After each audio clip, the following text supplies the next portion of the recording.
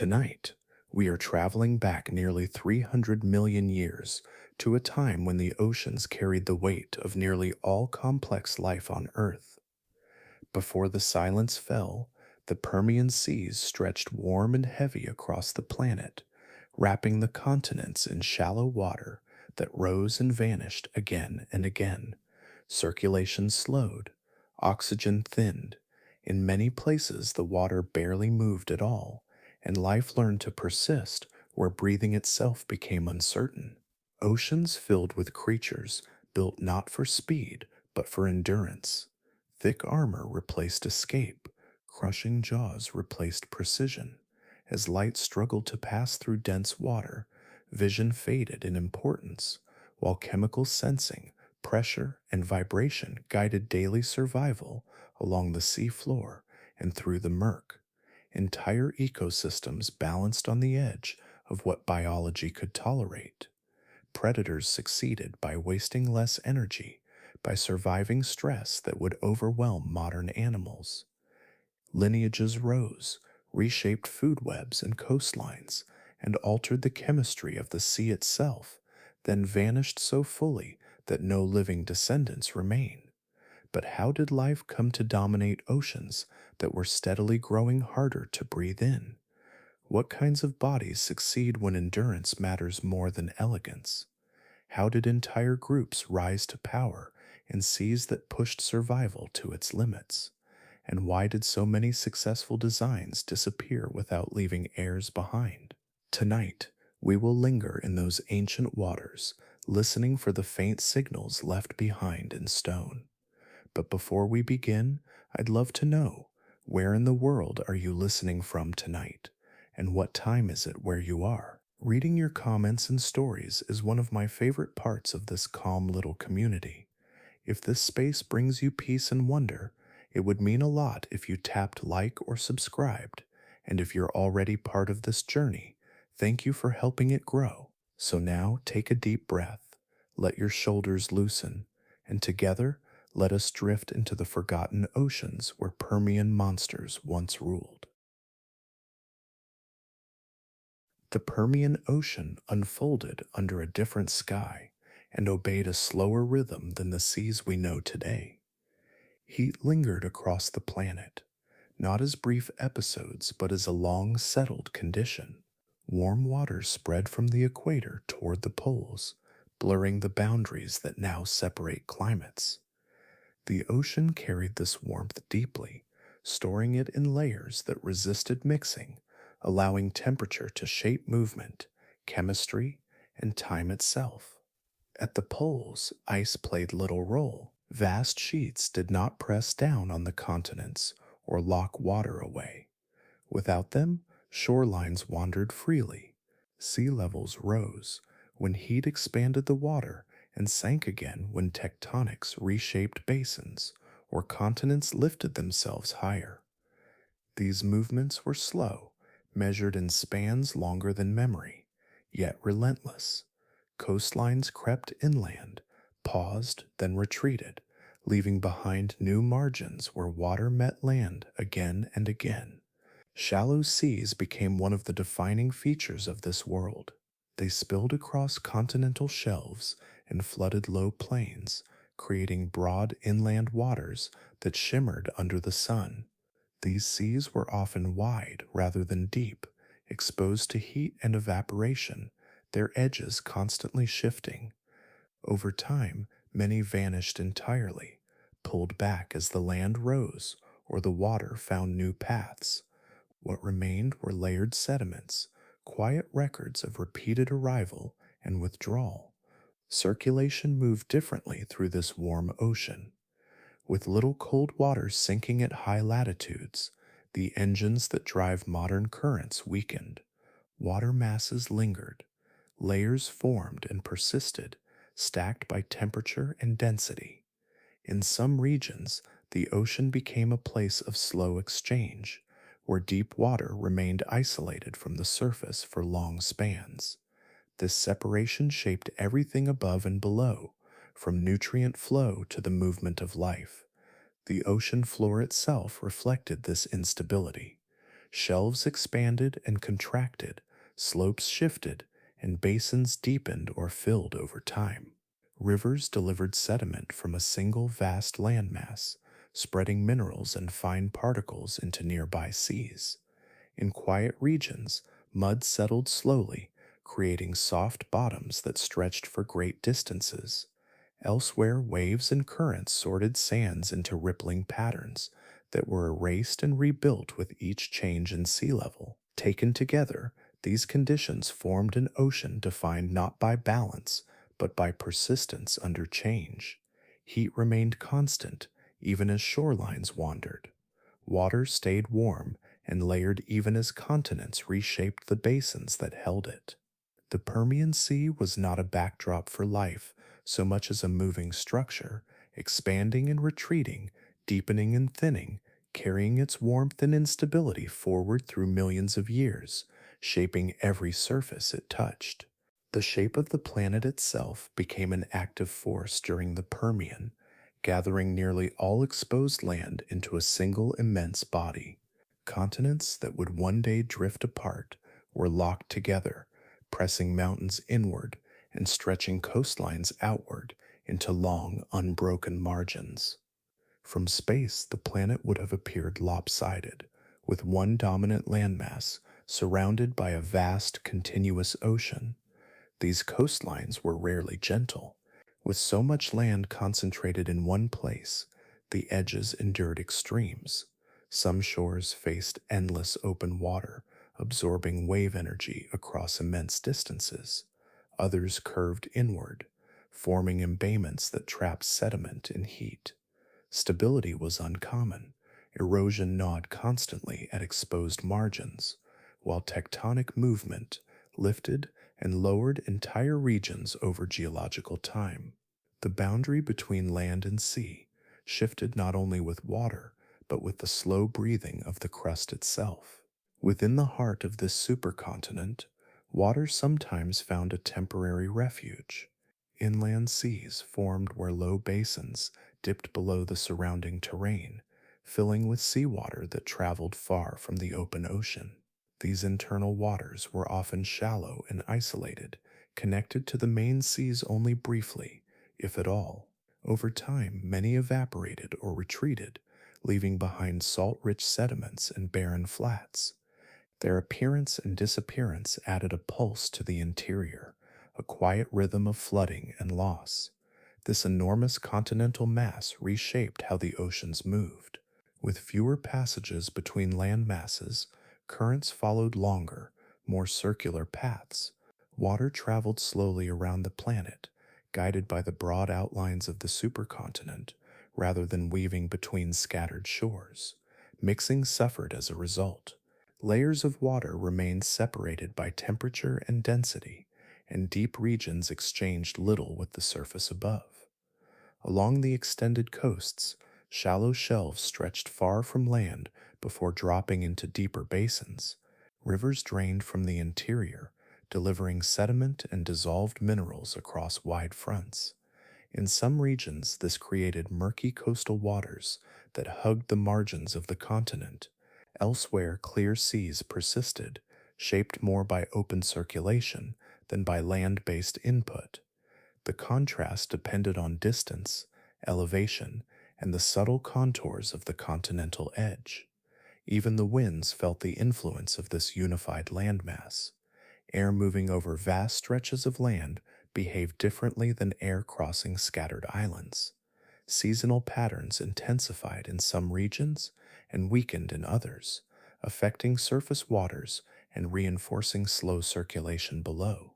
Ocean and atmosphere became tightly linked, each responding to the immobile presence of the supercontinent beneath them. The Permian world was therefore not only warm and expansive, but architecturally simple in a way that carried deep consequences.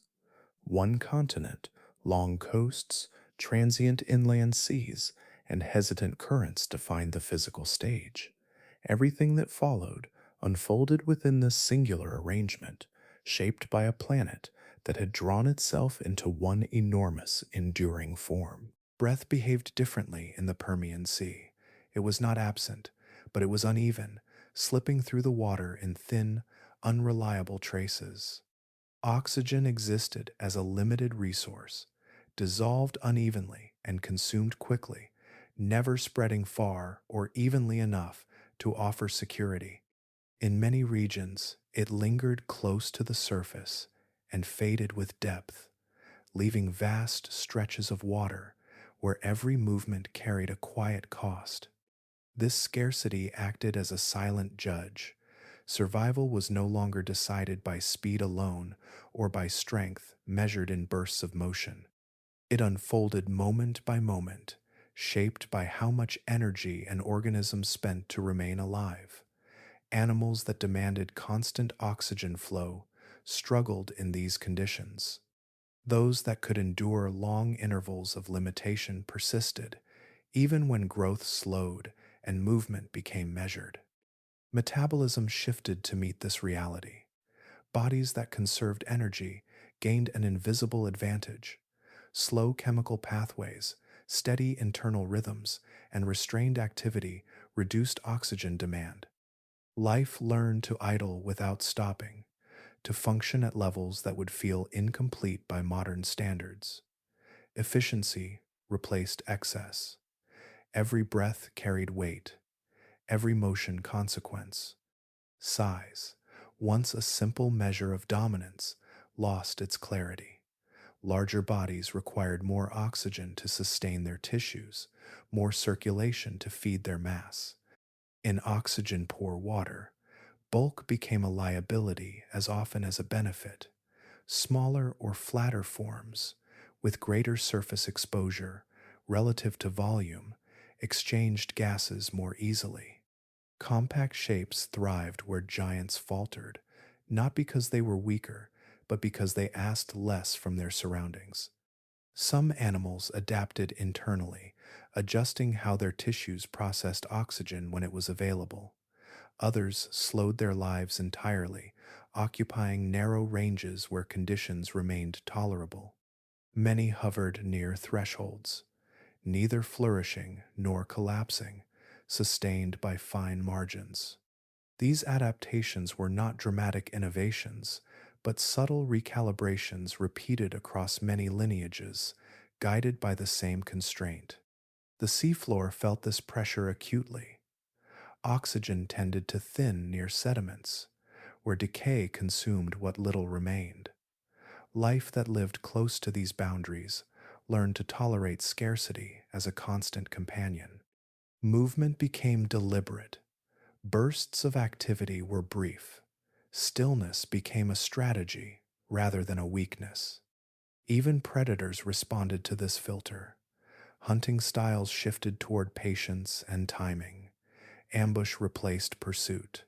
Energy stored mattered more than energy spent. Success favored animals that could wait without cost, that could strike once rather than chase many times. The mechanics of survival reshaped interactions quietly, without changing the outward calm of the sea. Over millions of years, oxygen scarcity did not eliminate life, it refined it. The ocean, selected for endurance, that left little visible trace, favoring those who could function while deprived. These adaptations accumulated slowly, layering resilience into bodies and behaviors. The Permian Sea became a place where life endured by narrowing its needs, shaped not by abundance, but by restraint. Hard surfaces began to matter in new ways across the Permian seas. Where earlier oceans often favored motion, evasion, and rapid response, this world slowly turned toward stillness and resistance. Bodies changed not by becoming faster, but by becoming harder to break. Shells thickened, plates expanded, external defenses spread across lineages that had once relied on movement alone. This shift was not sudden. It emerged gradually as pressure accumulated from repeated encounters, from crowded waters where escape paths narrowed and energy carried a cost. Building armor required investment, but once formed, it offered a lasting return. A rigid shell could absorb force without demanding constant effort. Protection became something an animal carried with it, a passive shield that worked even in stillness. Heavy bodies followed naturally. As shells and protective layers grew, shapes became compact and grounded. Speed lost its former dominance, replaced by the ability to remain intact under stress. An attack no longer needed to be outrun, it needed to be endured. Many animals survived encounters not by avoiding contact, but by withstanding it long enough for the threat to pass. Energy efficiency played quietly into this transition. Maintaining muscle, rapid reflexes, and frequent movement consumed resources continuously. Armor asked for energy up front, but little afterward. A shelled body resting on the seafloor could persist with minimal effort, conserving internal reserves. Durability reduced the need for constant readiness. Survival became something steady rather than reactive. These armored forms reshaped interactions throughout the sea. Predators encountered prey that resisted damage instead of fleeing. Attacks slowed. Struggles became prolonged rather than explosive. The boundary between hunter and hunted blurred, as outcomes depended less on quick success and more on persistence. Armor did not guarantee safety, but it shifted the balance toward survival across longer spans of time. The seafloor reflected this change. Heavily protected animals settled into stable positions, sometimes clustering in dense communities. Their shells altered how sediments accumulated, creating firmer surfaces and sheltered spaces beneath them. Armor influenced not only individual survival, but the structure of entire habitats, quietly reinforcing itself through physical presence. Not all defenses were elaborate. Some animals developed thicker skins, reinforced scales, or layered exteriors rather than full shells. Others adopted flattened forms that distributed force across wide surfaces. The specifics varied, but the principle remained consistent. Protection became an extension of the body's relationship with its environment, tuned to resist rather than retreat. Over time, these durable designs spread because they worked. They aligned with a sea where movement was costly and recovery uncertain. Armor allowed life to persist through repeated encounters, to absorb damage without collapse. In a world shaped by long pressures rather than sudden relief, heavy bodies carried forward not as symbols of aggression, but as quiet testaments to endurance. Long before familiar silhouettes patrolled the seas, the Permian Ocean hosted predators that only faintly resemble what we now call sharks. They moved through warm water with outlines that defy expectation, some broad and heavy, others elongated or uneven, shaped by experiments that never settled into a single form. These early relatives occupied space rather than speed, presence rather than pursuit, filling roles that today are spread across many different animals. Diversity defined them. Bodies ranged from compact and muscular to strangely proportioned, with fins placed in arrangements that feel uncertain by modern standards. Some forms emphasize stability, with wide profiles that resisted rolling in slow currents.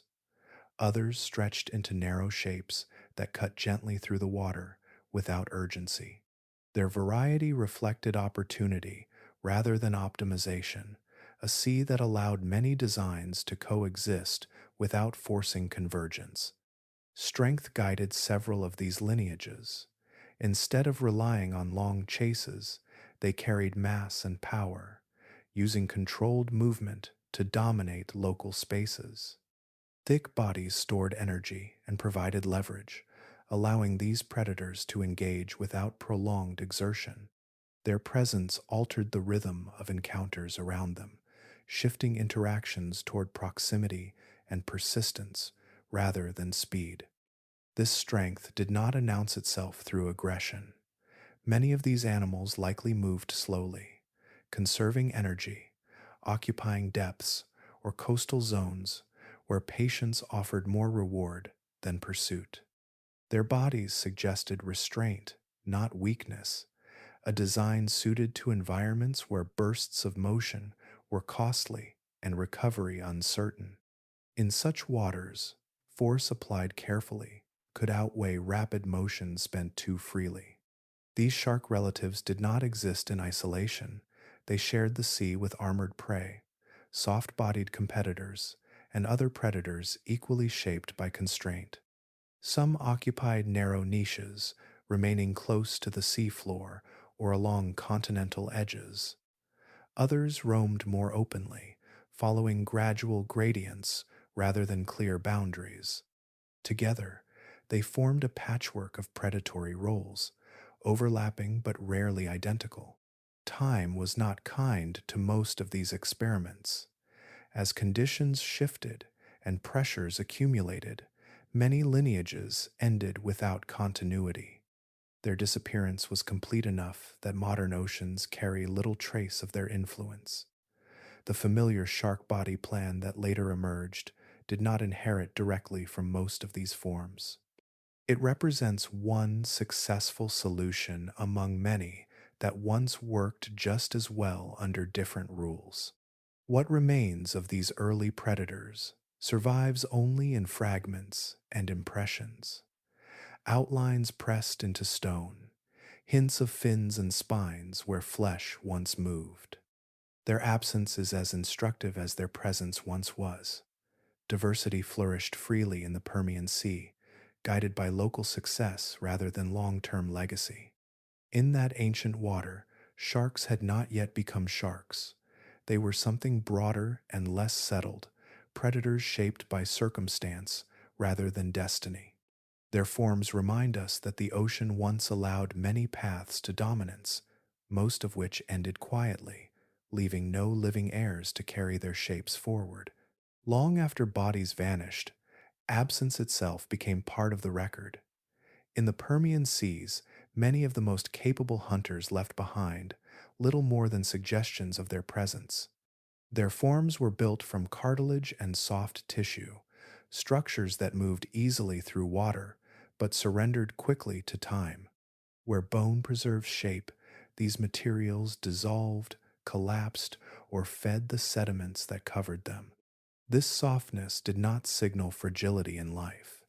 Cartilage offered strength without weight, flexibility without constant repair. It bent under pressure and returned to form, allowing bodies to move with efficiency rather than resistance. For predators navigating warm, low-oxygen water, this lightness carried advantage. Energy spent on heavy internal scaffolding could instead support motion, balance, and control. Soft tissue permitted diversity of form, muscles attached without rigid constraint, allowing shapes that shifted gradually through growth and movement. Fins adjusted their angles with subtlety. Bodies could compress, twist, or glide close to the seafloor without abrasion. These predators occupied spaces that rigid frames might have struggled to navigate, slipping through layered waters and narrow zones where strength depended on adaptability. Yet when death came, this same design erased them. Without hard skeletons to anchor decay, these animals disappeared quickly. Scavengers, bacteria, and chemistry dissolved their bodies long before burial could protect them. Even when conditions were favorable, impressions faded. What survived were traces of teeth, occasional spines, or chemical shadows within rock layers, fragments too sparse to capture dominance. This imbalance shapes how the Permian Sea is remembered. Fossils favor weight and permanence. Shells, plates, and bones accumulate and stack across layers of stone, building a visible history. Soft-bodied predators did not accumulate in the same way. Their scarcity in rock does not reflect scarcity in life, but the quiet mathematics of preservation. The influence of these animals extended beyond what stone reveals. As hunters, they shaped prey behavior, controlled local populations, and altered how energy moved through ecosystems. Their absence from the fossil record creates gaps where interactions should be, spaces where outcomes appear unbalanced or incomplete. Entire food webs feel quieter in stone than they once were in water. Even dominance leaves no guarantee of remembrance. Some of the most effective designs passed through the Permian seas without leaving descendants or durable remains. Their success existed fully within their moment, measured by survival and influence rather than legacy. When conditions changed, they vanished without rehearsal, leaving only silence where movement once flowed. Understanding this loss requires restraint. The Permian Ocean cannot be reconstructed solely from what hardened and remained. Its true complexity includes the unseen, the forms that thrived briefly and dissolved completely. Predators without bones remind us that history is unevenly kept and that absence in stone often marks not insignificance, but a life built for motion rather than memory. Sound carried differently in the Permian Sea, even when water muted almost everything. Beneath the surface, hard shells met harder force, not in flashes of speed, but in measured contact.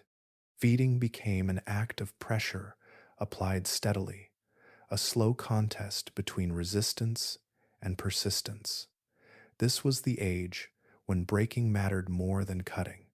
Hard-shelled animals spread widely through the ocean. Thick exteriors offered protection in crowded waters where encounters were frequent and escape uncertain. Shells enclosed soft bodies, curved and layered, absorbing damage and buying time. These forms accumulated across the seafloor and shelves, becoming common features rather than exceptions. Their abundance reshaped what food looked like in the sea. Predators answered this shift not with sharper edges, but with strength. Teeth grew broader and blunter, shaped to concentrate force rather than slice tissue. Jaws closed with leverage instead of speed, applying pressure until structures failed. Feeding became mechanical, closer to cracking than cutting, guided by physics rather than precision. Success depended on how force moved through material. This change altered behavior. Attacks slowed. The instant strike lost importance, replaced by positioning and patience. Predators learned to grip, to brace, to apply repeated pressure. Meals took time. Energy flowed differently, released gradually rather than all at once. Feeding became an investment, not a burst. As crushing spread, food webs shifted around it. Shelled prey flourished where they could withstand casual attack, while unshelled forms retreated into niches or declined locally. Predators capable of breaking shells gained access to abundant resources, while others adapted by scavenging or targeting softer prey. Energy moved through fewer pathways, becoming concentrated in systems built on resistance. The seafloor bore the marks of this reorganization. Broken shells accumulated among sediments, fragments mixed into layers that recorded repeated encounters. These remains altered habitats, creating firmer ground and shelter for smaller life. Crushing left debris, and debris shaped space. Feeding strategy quietly modified the physical structure of ecosystems. Not all crushing required extreme size. Some predators relied on controlled leverage and careful placement rather than mass.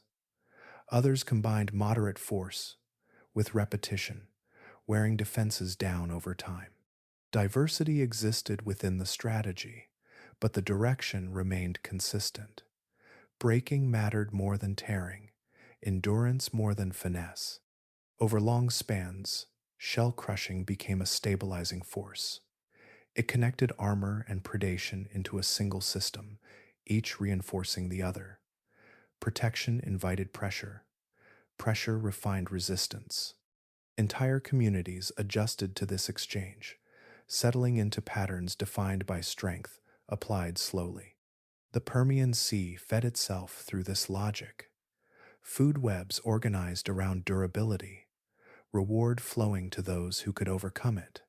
In these waters, nourishment came not from speed or sharpness, but from patience, leverage, and the quiet certainty that pressure, given time, would always find a way through. Light no longer ruled the Permian Sea in the way it once had. As sediments thickened and waters grew heavier with suspended particles, clarity faded. Sunlight entered the ocean but did not travel far. It scattered, softened, and dissolved into dim gradients that blurred edges and erased distance. Shapes lost definition long before they vanished entirely. In this muted world, vision became unreliable. Eyes still existed, but they no longer offered certainty. An outline could shift or disappear with a change in angle or current. Distance became difficult to judge. Movement registered late, if at all. What could not be seen clearly could not be trusted, and so other senses quietly took priority. Smell drifted where light could not.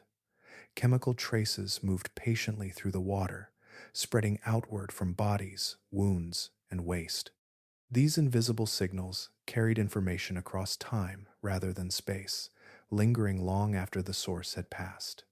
Predators learned to follow gradients instead of silhouettes, reading direction and proximity through concentration rather than sight. Vibration added another layer. Water transmitted motion efficiently, carrying the faint disturbances of swimming, burrowing, or feeding across wide areas. Sensitive tissues detected these changes as shifts in pressure, subtle compressions that revealed presence without form. Life listened to the sea with its skin, feeling movement rather than watching it. Pressure itself became a guide.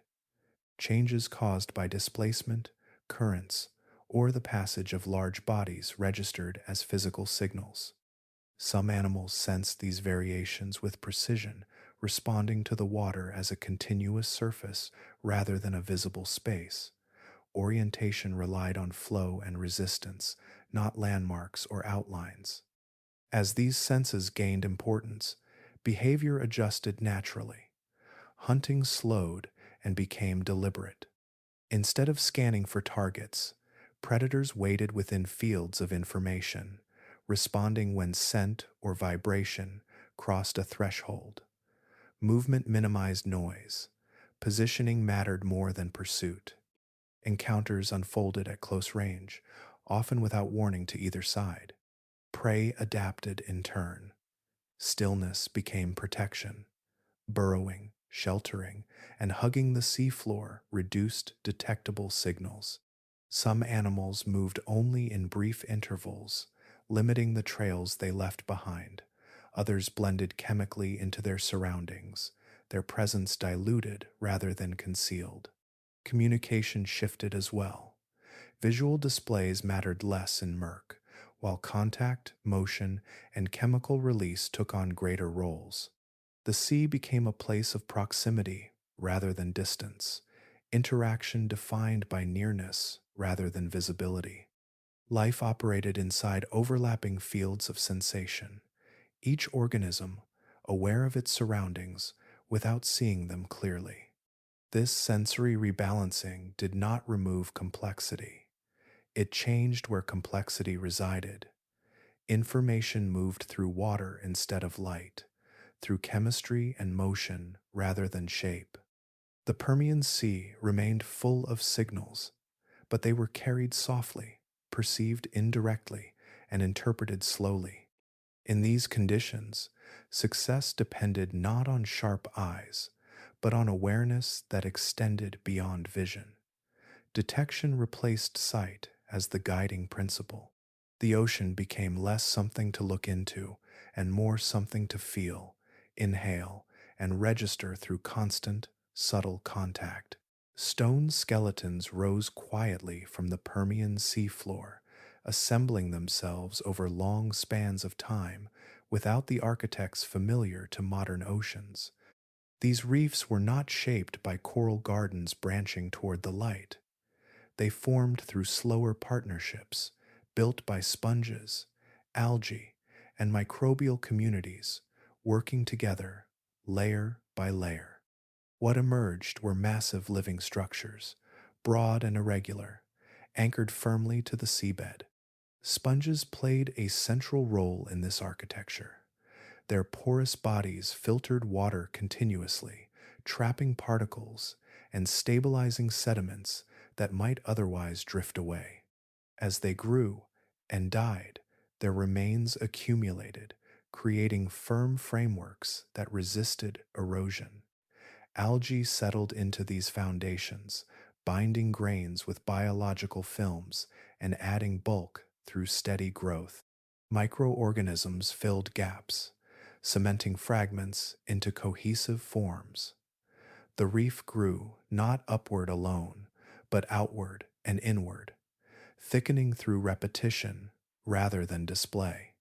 These structures changed the sea around them. Water slowed as it passed across rough surfaces, allowing nutrients to linger and circulate locally. Crevices and overhangs formed shelters from currents, light, and predators. The reef became a physical organizer, shaping space and opportunity.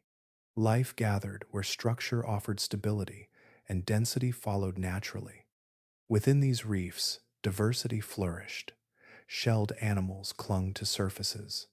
Burrowers worked into softer margins. Soft-bodied life slipped between channels and shaded pockets. Small predators found ambush points, while larger ones patrolled the edges. Energy moved through short distances, recycled efficiently within the framework.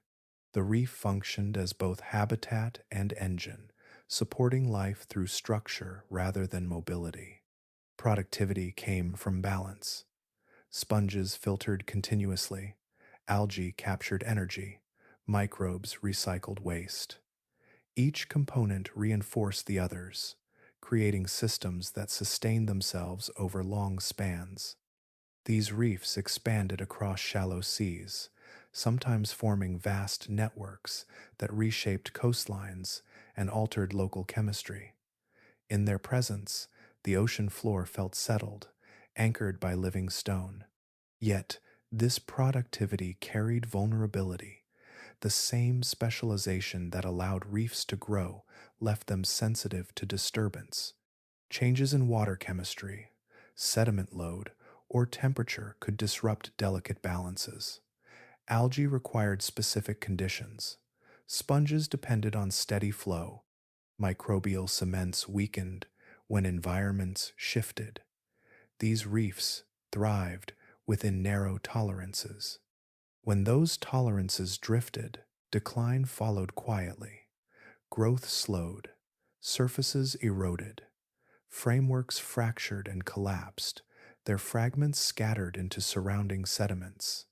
Entire reef systems vanished without replacement, leaving behind flattened layers where structure once stood.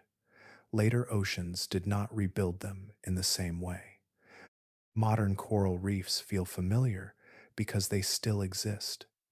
Permian reefs feel distant because they do not. Their builders left no direct successors to carry forward their methods. What remains are stone impressions and altered layers, records of ecosystems that depended on different partnerships and different rules. These lost reefs remind us that structure itself evolves. The ocean has hosted many foundations for life, each suited to its moment. The Permian Sea rested upon frameworks that no longer rise, productive and intricate while they lasted, then gone without echo, replaced by entirely new architectures in the ages that followed. Shells began to multiply across the Permian Sea, not as isolated defenses, but as invitations to variety. Mollusks expanded quietly and steadily, spreading into waters that had already learned to reward durability. Their bodies took advantage of an environment shaped by constraint, filling spaces left open by earlier designs and transforming them into a vast, flexible presence. Ammonoids led this expansion. Their coiled shells grew in intricate patterns, chambered interiors balancing weight and lift with remarkable precision. Buoyancy became something adjustable rather than fixed, allowing these animals to rise or sink without constant effort. The spiral carried more than protection. It offered control over position, a way to move through the water column with subtle shifts rather than force. Around them, other mollusks explored different paths. Some streamlined their bodies and extended tentacles or fins, becoming active swimmers capable of brief bursts across open water. Others settled into stillness, positioning themselves among rocks, reefs, and sediments where patience offered opportunity. The group did not converge toward a single form. It branched outward, each variation finding room to persist.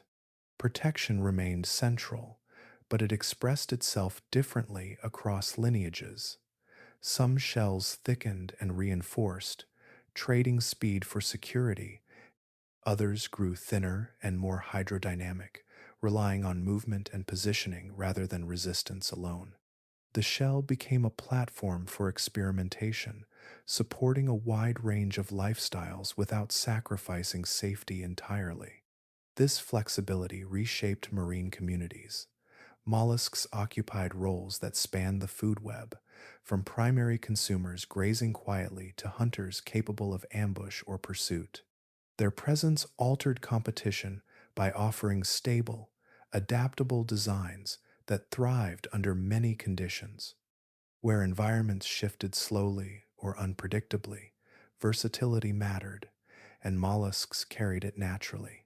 The sea responded by accommodating them. Shoals and shelves filled with coiled forms drifting or darting through layered waters. Seafloors gained new textures as shells accumulated, both living and empty. Each generation added complexity, reinforcing patterns that favored further diversification. Mollusks did not dominate through force alone. They spread by fitting into nearly every available niche. Over time, their variety approached that of modern oceans. Shapes, sizes, and behaviors multiplied until the group rivaled the complexity of many present-day marine communities. Yet, this richness existed under different rules, guided by conditions that no longer persist. The success of these mollusks belonged entirely to their moment. Many of these lineages would later disappear, leaving behind elegant fossils that hint at abundance rather than explain it fully. Their diversity was real, vibrant, and transient. In the Permian Sea, mollusks demonstrated how quickly life could expand when form allowed flexibility. Their quiet takeover did not rely on dominance in the dramatic sense, but on an ability to adapt without abandoning structure, filling the ocean with motion, stillness, and coiled possibility. The Permian seafloor became a place of motion hidden beneath stillness. While the water above often appeared calm, the sediments below were rarely at rest. Life pressed downward, inward, and across the surface, transforming the bottom of the sea into an active layer shaped as much by behavior as by geology. Bottom-dwelling animals flourished in this world. They spread across soft plains and shallow shelves, settling where food collected and currents slowed. Many lived in close contact with the sediment, touching it constantly, reshaping it with every movement. The boundary between organism and environment blurred as bodies and substrates interacted continuously. Burrowing emerged as a dominant behavior. Animals pushed into the seabed for shelter, stability, and access to buried resources. Some carved simple tunnels and returned to the surface regularly. Others lived almost entirely within the sediment, moving through it slowly, displacing grains as they fed and breathed. These movements created networks of passages that overlapped and collapsed, then formed again nearby. As burrowing spread, the seafloor lost its quiet layering. Sediments that once settled into neat bands were stirred and mixed. Older material resurfaced while fresh deposits sank. Organic matter moved downward, while deeper minerals were brought closer to the water above. This constant reworking erased stillness and replaced it with gradual churn. Chemistry followed behavior. Oxygen, already limited in many places, penetrated sediments unevenly as burrows opened channels into deeper layers. In some zones, water flowed briefly into the seabed before stagnating again. Chemical gradients shifted constantly, creating mosaics of conditions across small distances. Life adjusted to these patterns, occupying narrow bands where chemistry remained tolerable. These changes affected more than the burrowers themselves. Microbial communities responded quickly, spreading along new surfaces created by mixing. Decomposition accelerated in some areas and slowed in others, altering how nutrients returned to the water column. The seafloor became an interface, actively exchanging matter and energy rather than storing it passively. Predators adapted to this transformation. Some hunted along the surface, sensing disturbances where sediment moved unnaturally. Others specialized in probing, extracting prey from shallow burrows. Stillness above often concealed activity below, turning the ground itself into part of the food web. Survival depended on reading subtle changes in texture and resistance. Over time, these behaviors reshaped entire regions. Plains once smooth became patchworks of mounds, pits, and soft ridges. Stability existed only temporarily before movement returned. The seafloor recorded this activity not in dramatic structures, but in constant revision, a landscape written and rewritten by countless small acts. Life taking hold of the seafloor changed how the ocean functioned. It tied biology directly to sediment and chemistry, linking movement to transformation. In the Permian Sea, the bottom was no longer just where material settled. It became a living layer, engineered slowly by bodies that turned the ground beneath them into an extension of life itself. Forms drifted through the Permian Sea that feel unfamiliar even when reduced to outline. Fish, newly confident in bone, explored shapes that did not point toward any single future. Their bodies became testing grounds where structure adjusted freely, unconcerned with what would last beyond the moment. Bone offered rigidity without abandoning flexibility, and evolution used that freedom generously. Bony fish expanded into profiles that bent expectations. Some flattened themselves into broad planes, pressing close to the seafloor, their silhouettes blending into sediment and shadow. Others grew deep bodies with narrow waists, trading streamlining for control. Lengths varied wildly, from compact forms to elongated frames that curved gently through the water. No single design dominated long enough to settle into familiarity. Fins changed first. Paired fins shifted position, spreading farther along the body or clustering forward in unexpected arrangements. Some grew wide and rounded, acting as stabilizers rather than propellers. Others narrowed into stiff edges that guided subtle turns. Movement became expressive rather than efficient, tuned to local demands instead of open pursuit. Each adjustment opened new possibilities while closing others. Jaws followed their own paths. Some fish extended their mouths forward, creating protrusions that snapped shut with precision. Others shortened and strengthened the jaw, favoring force over reach.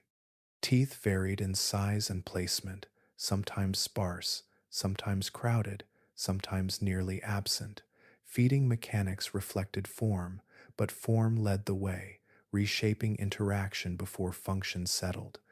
Scales transformed as well. Heavy armor appeared in some lineages, overlapping plates that offered protection but limited speed. In others, scales thinned or reduced, smoothing the body and allowing finer control of movement. Texture mattered. Surface friction altered how water flowed across skin, affecting stability and endurance. These details mattered in a sea where motion carried cost. What united these designs was not success, but exploration. Each form represented a workable solution under existing conditions, not an optimized endpoint. Many thrived briefly, occupying narrow spaces where their particular shape fit perfectly. Their persistence required balance rather than dominance, alignment rather than superiority. Over time, most of these experiments ended quietly. As pressures shifted, forms that had once fit slipped out of alignment. Their specialized structures offered little flexibility beyond their original context. Without descendants to refine or repurpose them, they vanished. What remains are impressions and fragments that hint at abundance without continuity. Modern fish trace their ancestry through a far narrower corridor. The familiar shapes that fill today's oceans survived not because they were the most inventive, but because they carried adaptable frameworks forward. The Permian fish tell a different story, one of generous possibility. In that ancient water, bone became a medium for imagination. Bodies tried shapes that worked once and never again. These fish remind us that evolution does not move straight toward what lasts. It wanders, testing forms freely, leaving behind a gallery of designs that belong only to their time, complete, functional, and forever unreturned. Pressure accumulated quietly in the Permian Sea, not as a single surge, but as a steady exchange between survival and resistance. Each successful defense altered the conditions around it, reshaping encounters without announcing change. Armor that endured invited new force. Strength that overcame resistance encouraged further reinforcement. The ocean responded through gradual escalation rather than sudden transformation.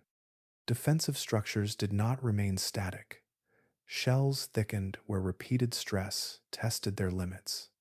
Layers accumulated over generations, each addition small, each improvement incremental.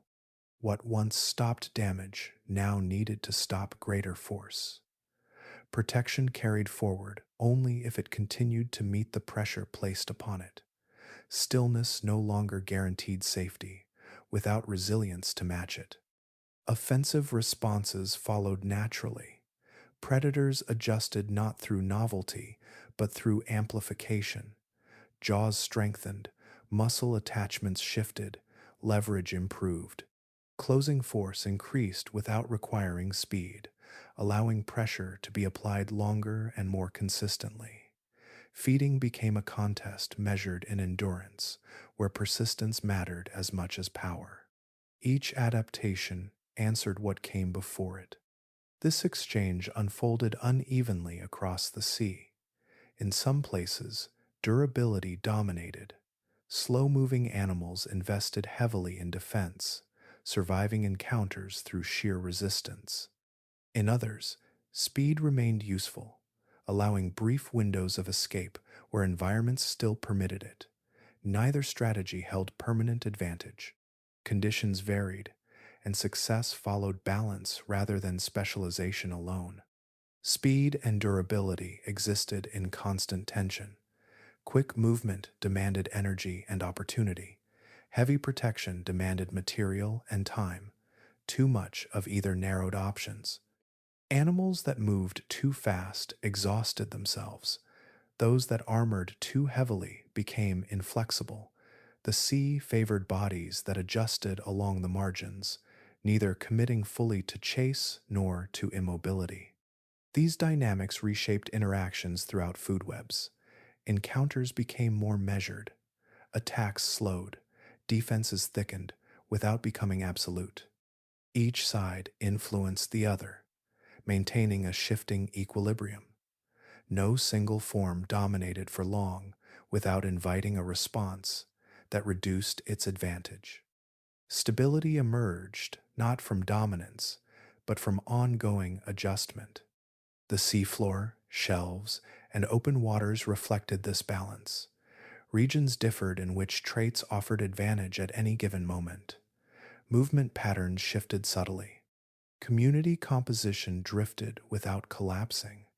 Escalation remained constrained by environment, energy limits, and chemistry. The arms race advanced without erupting into excess. Over time, this balance defined success.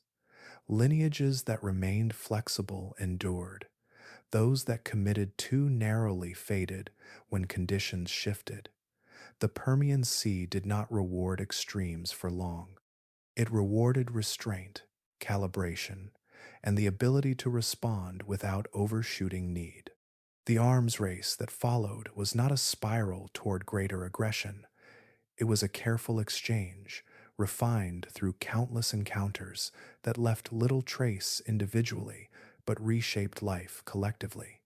Within this quiet escalation, the ocean maintained its rhythm, guided by balance rather than conquest, allowing survival to remain a negotiation rather than a victory.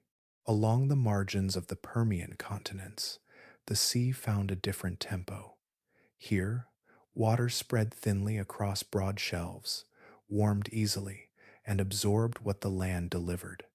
Rivers emptied nutrients into these shallows, carrying minerals and organic material that lingered rather than dispersing. Life gathered where resources accumulated, and the coast became a zone of constant interaction. These coastal waters supported dense productivity. Algae thrived near the surface, turning light into energy that moved quickly through the system. Small organisms multiplied, feeding larger ones, creating short, efficient pathways between growth and consumption. Energy cycled rapidly, rarely settling for long. The shallow sea functioned as a living surface, active and crowded. With abundance came competition. Space was limited, and encounters were frequent. Animals shared tight quarters, crossing paths repeatedly rather than drifting apart. Success depended on holding ground, exploiting brief openings, or tolerating disturbance without retreat. Many of the most effective Permian species found their foothold here, refined by constant pressure and opportunity. Shallow habitats encouraged specialization. Some animals adapted to graze continuously, others to ambush from cover provided by uneven seafloors or reef structures. Movement patterns shortened, territories overlapped. Life unfolded close to the sediment and close to the surface, compressed into narrow vertical ranges. In these waters, proximity shaped behavior as much as physiology. Yet this richness rested on instability.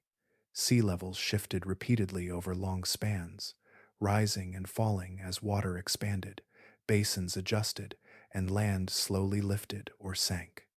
Coastlines wandered inland and seaward, reshaping habitats without warning. A productive shelf could drown beneath deeper water or emerge as dry ground over time, forcing life to relocate or adapt. Each shift rewrote the map. New shallows appeared where deeper zones once lay, while former hotspots vanished beneath retreating seas. Channels opened and closed, lagoons formed and drained. Species that thrived in these margins needed flexibility, able to follow suitable conditions as they moved. Those that remained fixed risked losing access to the resources that sustained them.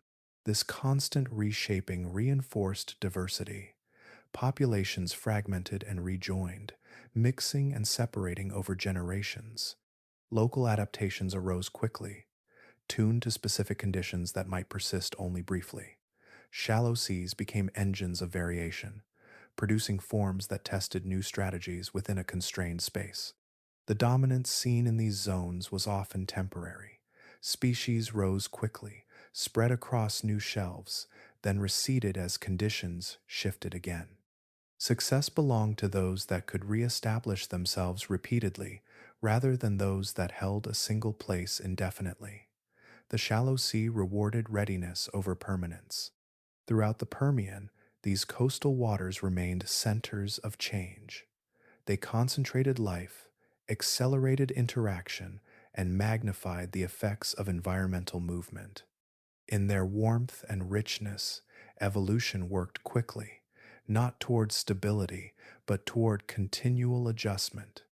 The shallow seas did not offer rest, but they offered possibility, shaping many of the creatures that defined the Permian Ocean through constant renewal at the edge of land and water. Warmth did not arrive suddenly in the Permian world. It settled slowly, spreading across oceans and continents with such patience that life rarely registered a boundary between before and after. Seasons softened, extremes blurred, and what once felt temporary became the background condition of existence. Heat became a constant companion rather than a passing event. As temperatures rose over long spans, water retained warmth more easily. Heat penetrated deeper layers and lingered there, reducing the relief once provided by cooler intervals. Organisms adapted not to spikes, but to persistence. Bodies carried thermal load day after day, generation after generation, adjusting quietly as conditions drifted upward without pause. This gradual rise carried cumulative effects. Chemical reactions within cells responded to temperature, speeding, or slowing in subtle ways. Processes that once balanced comfortably began to press against their limits. Energy moved through organisms with less flexibility. Margins that allowed recovery shrank as warmth narrowed the range between function and failure. Metabolic systems responded by refining efficiency. Excess activity became costly. Growth slowed where it once surged.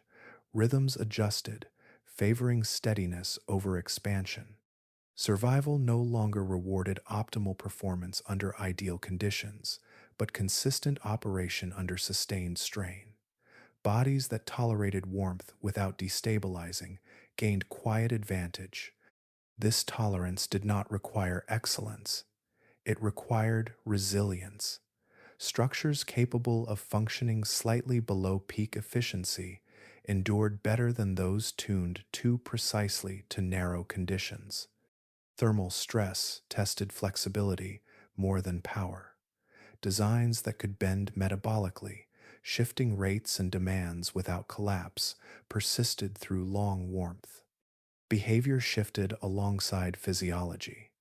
Activity patterns adjusted to conserve energy during the warmest intervals.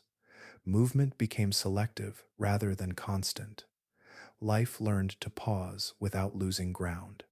Over time, these adjustments shaped interactions, subtly altering timing and pacing across ecosystems without dramatic change.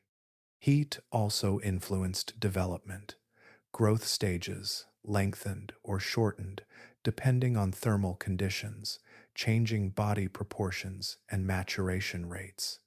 These shifts accumulated slowly, altering population structure without clear dividing lines. Warmth did not impose a single direction, but it constrained possibilities, guiding outcomes through attrition rather than force. Across the Permian seas, this stress acted evenly but not uniformly. Shallow regions warmed differently than deeper ones. Sheltered zones retained heat while open waters circulated it away. These gradients created mosaics of tolerance thresholds, allowing some populations to adjust locally while others drifted beyond their limits. The long presence of heat selected against fragility. Lineages that relied on narrow environmental precision struggled to persist as conditions crept beyond former norms. Those capable of operating across a wider thermal range endured. Survival became less about matching the environment perfectly and more about remaining functional as it changed. In the end, warmth shaped life through duration rather than intensity. It asked organisms not how well they could perform at their best, but how long they could continue under quiet pressure. The Permian world warmed slowly enough that adaptation seemed always possible, yet persistent enough that only tolerant designs remained. In this way, heat became a silent filter, refining life through endurance measured over time. Size carried weight in the Permian Sea, but it did not guarantee advantage.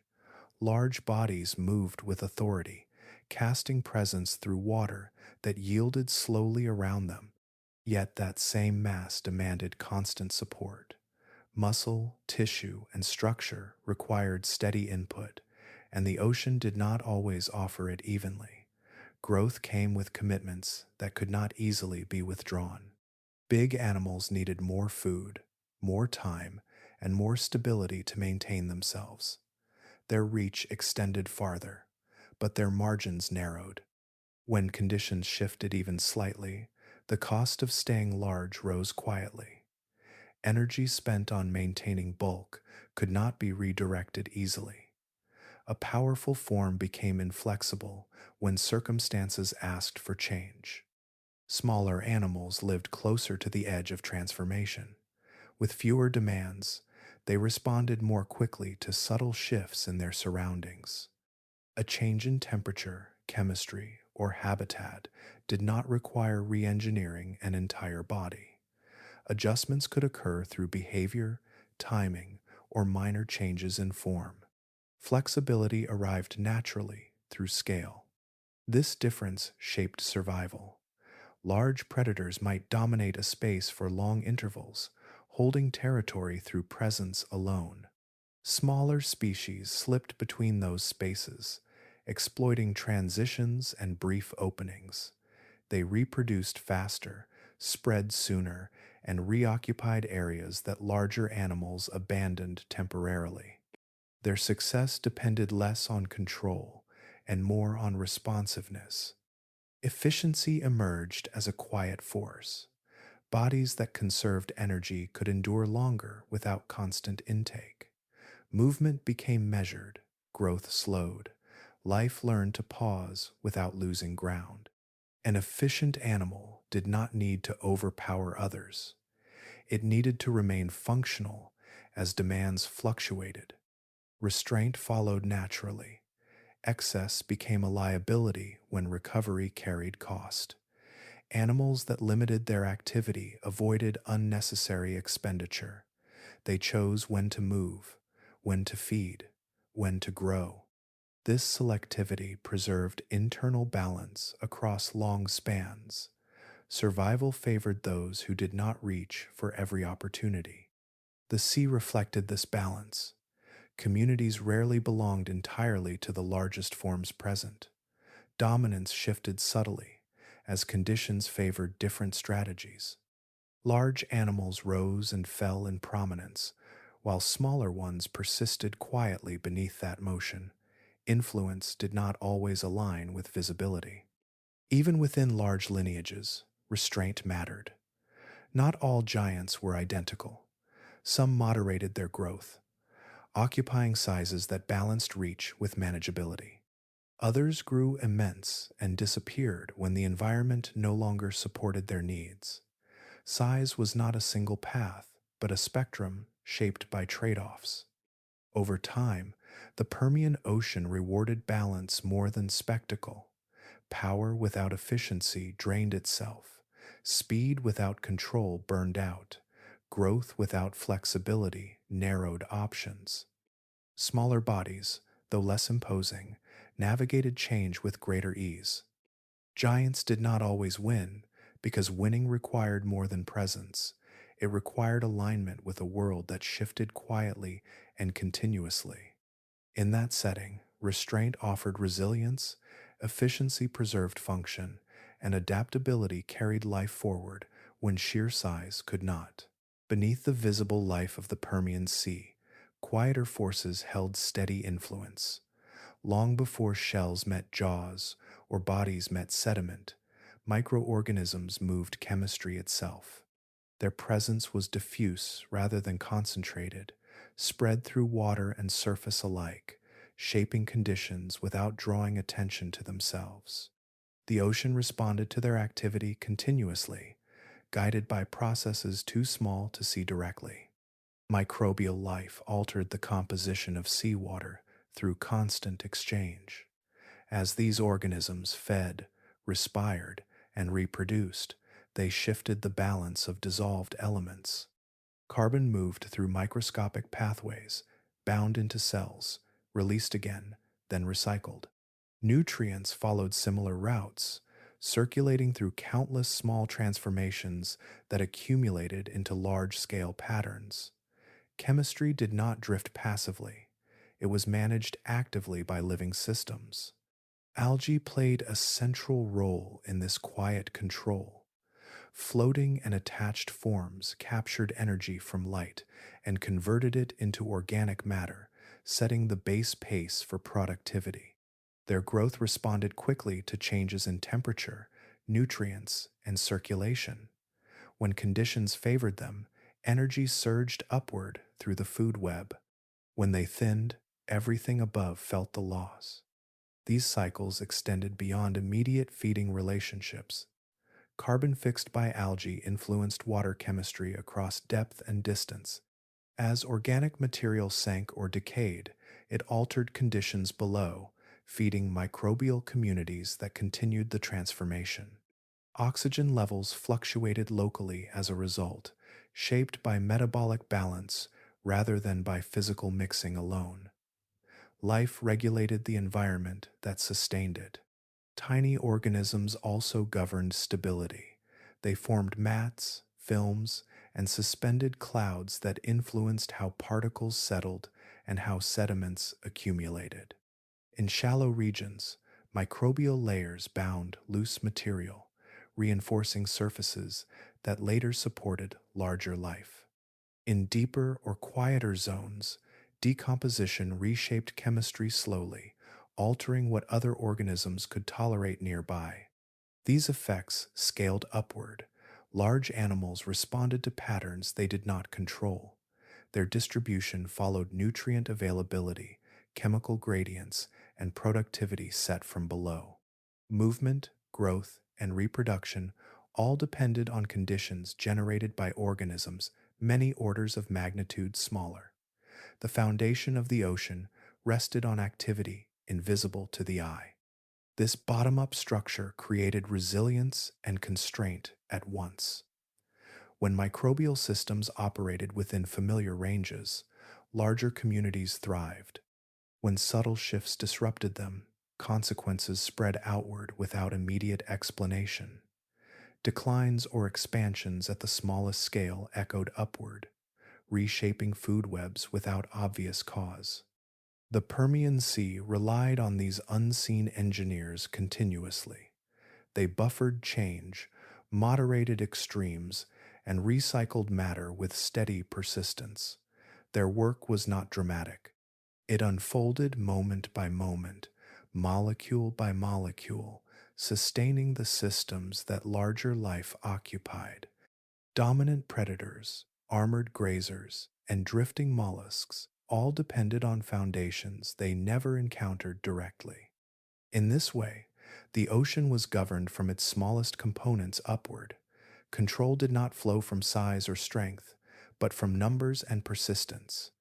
The Permian world functioned because its chemistry remained alive, maintained by organisms too small to fossilize easily, yet essential to everything that followed. Distance alters perception more than size ever could. When we look back toward the Permian Sea, the creatures that emerge from stone feel unsettling, not because they were unusually violent or malformed, but because they no longer share visual continuity with the present. Their outlines do not match the patterns modern life has trained us to recognize, and that unfamiliarity registers as strangeness. Human perception is shaped by survival among living forms. We understand what we see repeatedly. Fish, sharks, and whales feel familiar because their shapes persist around us.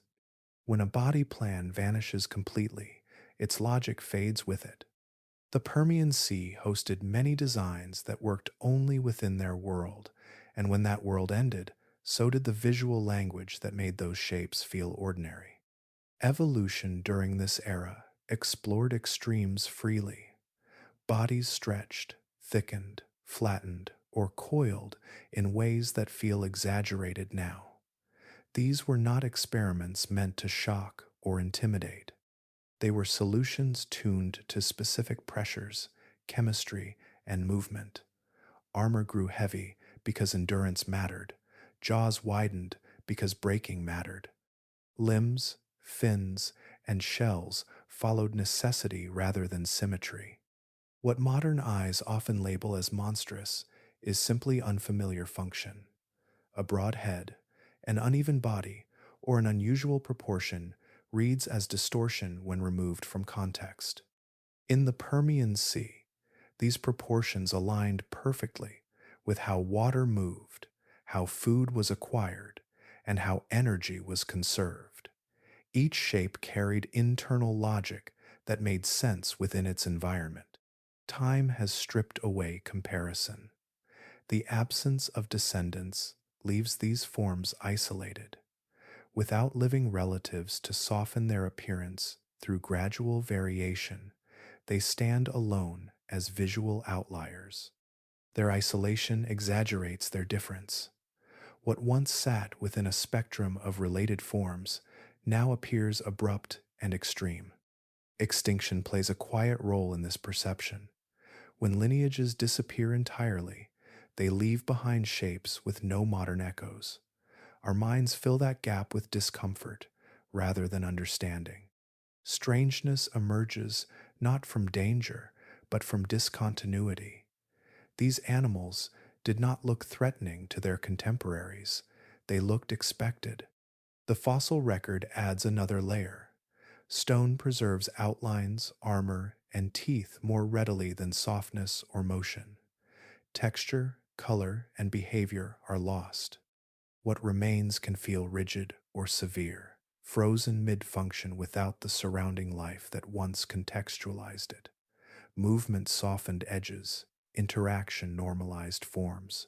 Stone removes both. When these creatures lived, they were not monsters within their world. They filled roles, balanced systems, and followed constraints that shaped every part of their bodies.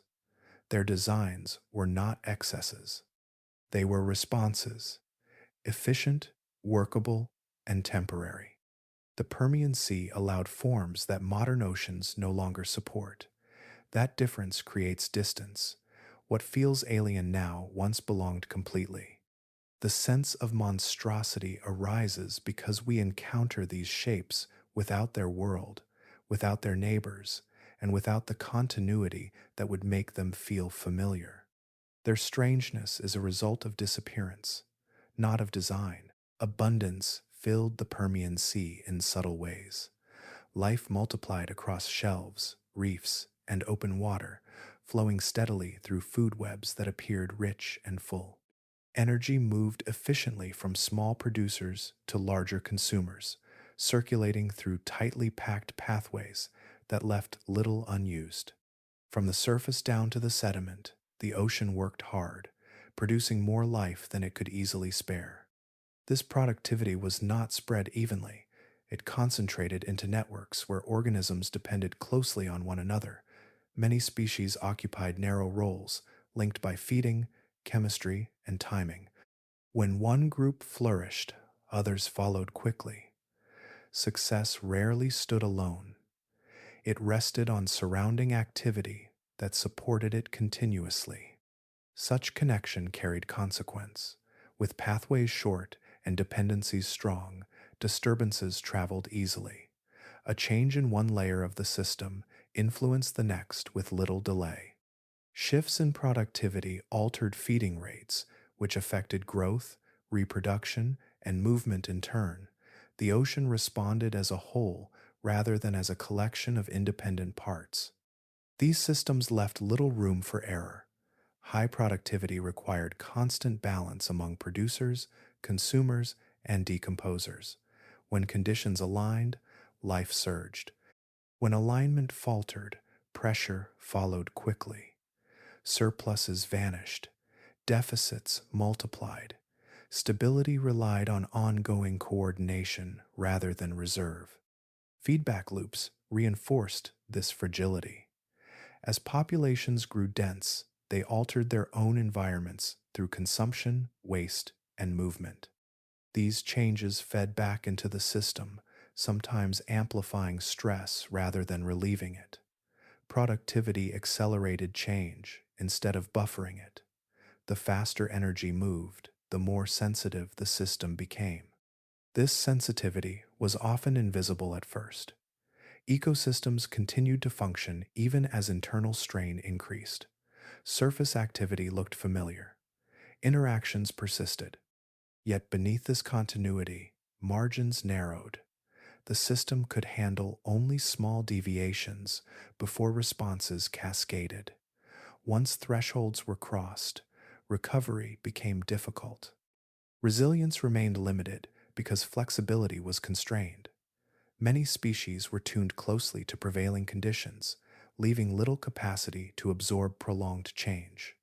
Interdependence magnified efficiency but reduced independence.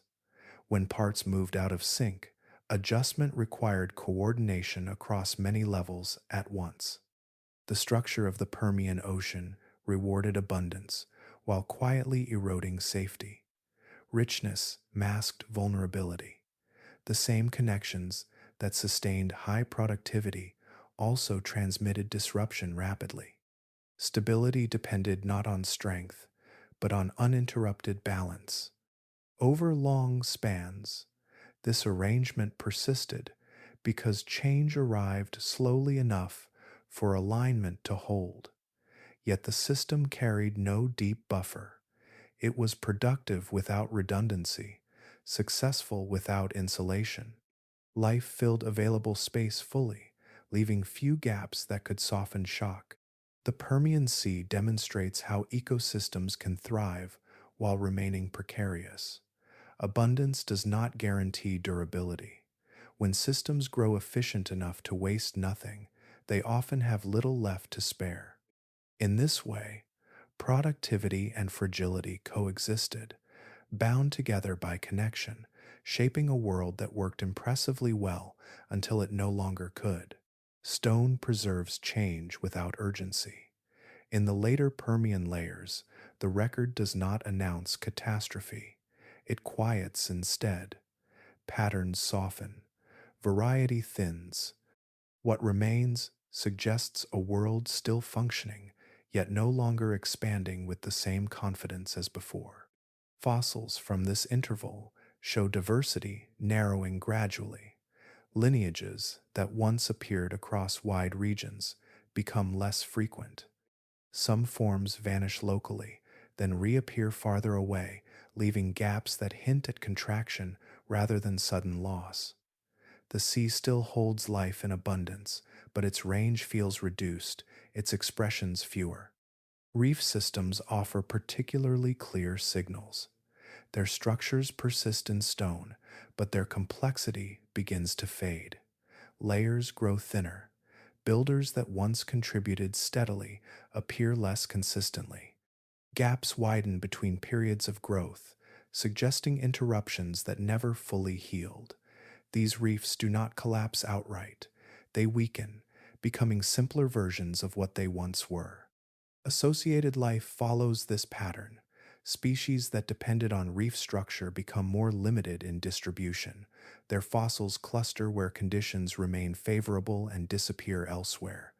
Habitats once continuous fragment into pockets, separated not by barriers, but by gradual loss of suitability. Movement replaces permanence. Ranges shrink quietly.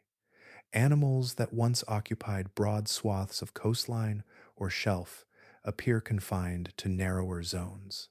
Their absence from former regions leaves no dramatic trace, only absence itself.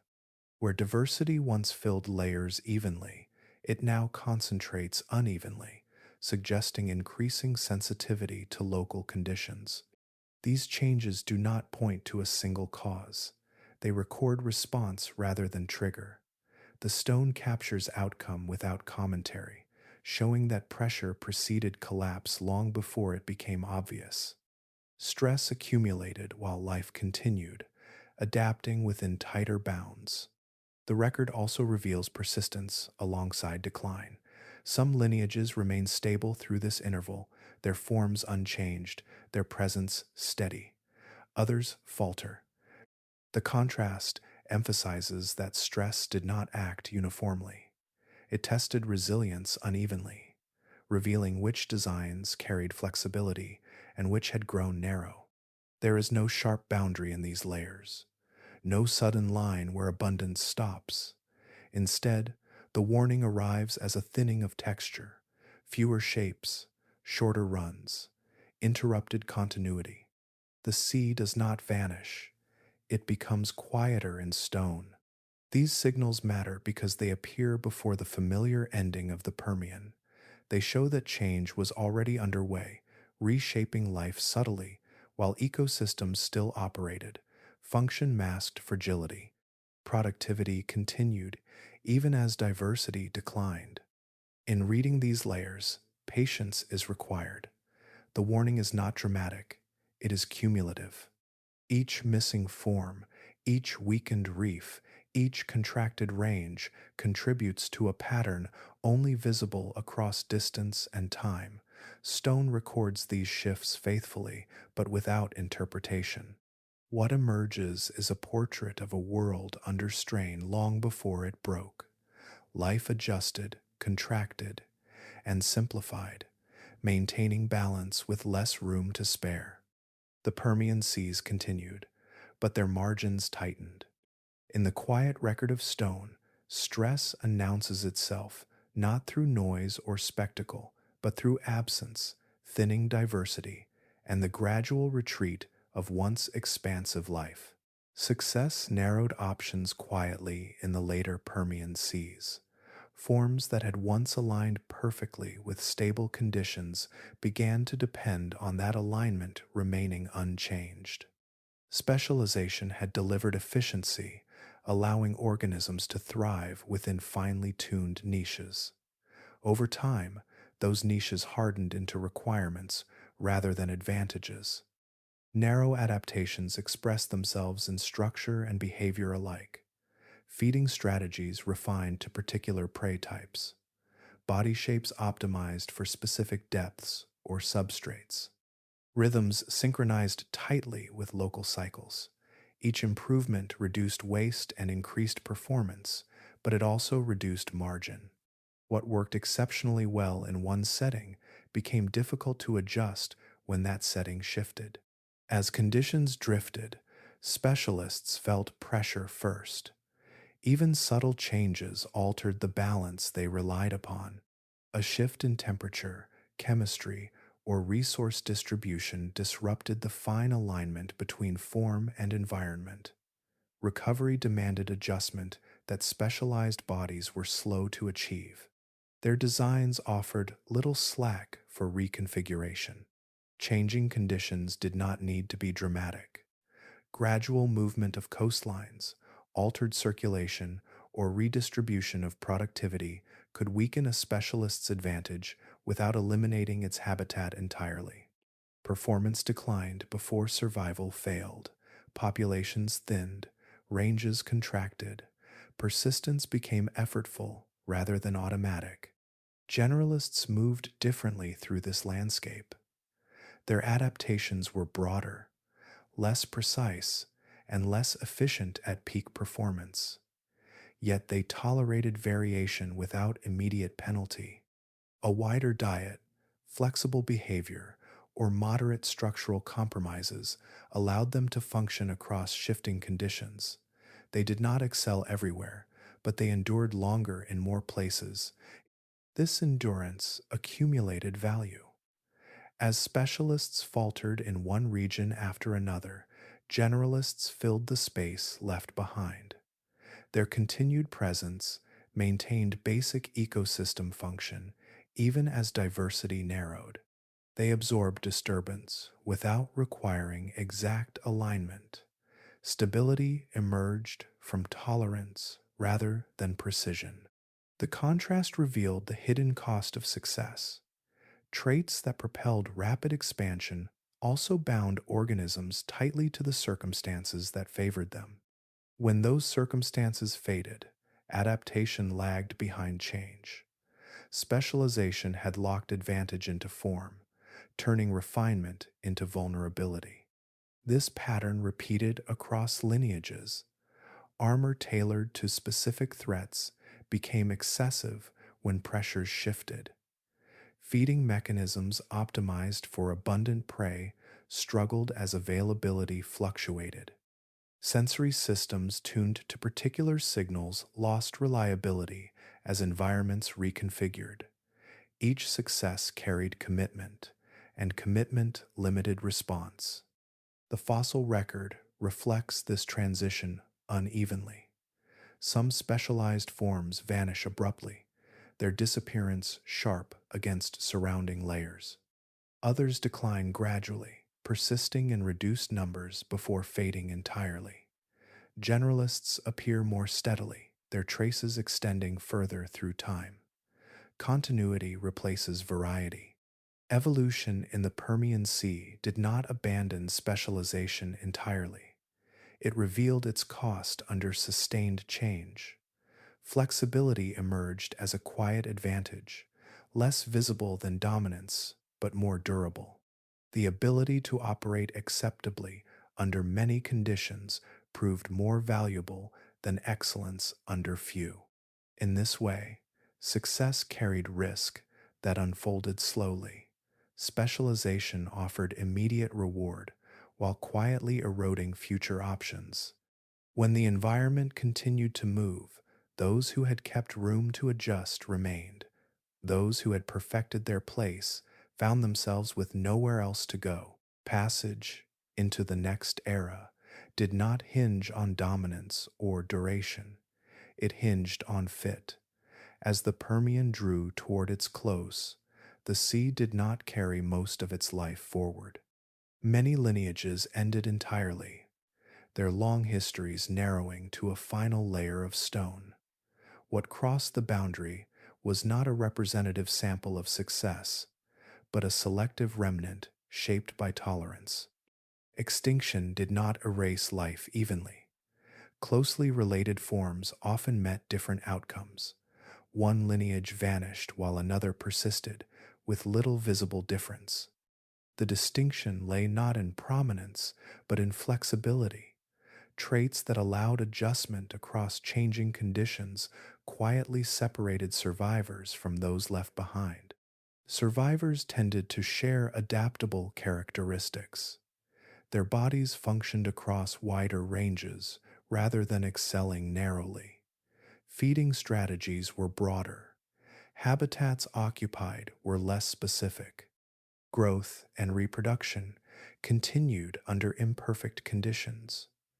These qualities did not confer dominance, but they preserved function when alignment with the environment loosened. Simplicity carried unexpected strength. Designs with fewer specialized components were easier to sustain when resources fluctuated. Straightforward body plans required fewer precise conditions to operate. Maintenance costs remained manageable. When parts were lost or stressed, the whole endured without unraveling. Complexity, by contrast, offered no assurance. Elaborate structures worked beautifully within stable systems, but they demanded consistency. When conditions shifted, those demands became liabilities. Interdependent features failed together rather than independently. What once increased efficiency reduced margin when tolerance mattered more than performance. This pattern appears repeatedly in the fossil record. Entire groups that thrived for millions of years stop abruptly, while less prominent lineages continue. The crossing favored endurance over refinement. Survivors did not dominate the old world, they simply outlasted it. Timing also mattered. Some lineages persisted because their life histories allowed pause, slower growth, delayed reproduction, or reduced activity buffered stress across generations. Others endured because they could occupy marginal spaces that remained suitable longer than optimal habitats. These advantages were circumstantial rather than strategic, but they proved decisive. The next era did not inherit the Permian Sea as it had been. It inherited fragments. Survivors did not carry forward entire ecosystems, only workable pieces. From these pieces, new systems would later assemble under different rules. What crossed the boundary was enough to rebuild, not enough to preserve what was lost. This passage reveals a quiet truth about survival. Longevity does not ensure continuity. Dominance does not secure passage. Complexity does not protect against loss. Survivorship favors designs that remain functional when conditions drift beyond expectation. The Permian Sea left behind more absence than legacy. Its survivors were not its most striking forms, but its most accommodating ones. Their endurance reshaped what followed, not by preserving the past, but by carrying forward the capacity to adapt. In the narrowing doorway between eras, flexibility proved lighter than strength, and simplicity traveled further than grandeur. Stone remembers unevenly. What enters the fossil record does so by chance, not by importance. In the Permian Sea, preservation favored hardness, weight, and durability, leaving much of life unrecorded. The shapes we find today reflect survival in rock, not dominance in water. Soft-bodied animals lived briefly in stone, if at all. Without shells or bones, their forms collapsed quickly after death. Currents scattered remains. Bacteria dissolved tissues. Sediments closed over absence rather than shape. Even under ideal conditions, these bodies left faint impressions that vanished with time. Their disappearance was swift and quiet. Many of these animals were far from minor players. Cartilaginous predators, gelatinous drifters, muscular hunters, and flexible grazers moved through the Permian Sea with efficiency and influence. Their bodies were built for motion, not preservation. What made them effective in life ensured their erasure afterward. Dominance does not correlate with durability. A species could shape food webs, control populations, or engineer environments while leaving almost no fossil trace. Influence passed through behavior, not skeleton. When those behaviors ceased, stone had little to record. Absence followed success without contradiction.